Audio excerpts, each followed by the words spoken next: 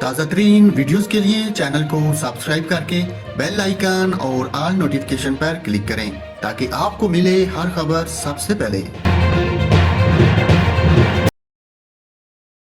اور ناظرین، صوبائی دارالحکومت لاہور کے گریٹر اقبال پارک میں سیر کے لیے آئی خواتین کے ساتھ چھیڑخانی اور ہراسانی کا افسوسناک واقعہ پیش آیا۔ گریٹر اقبال پارک میں خواتین کو ہراساں اور تنگ کرنے والے 2 باشوں کو گرفتار کر لیا گیا۔ اینٹی رائٹ فورس نے دوران ڈیوٹی گریٹر اقبال پارک سے ملزمان کو گرفتار کیا۔ ملزم شوکت اور فیصل نے گریٹر اقبال پارک میں آئی فیملیز کو ہراساں کیا۔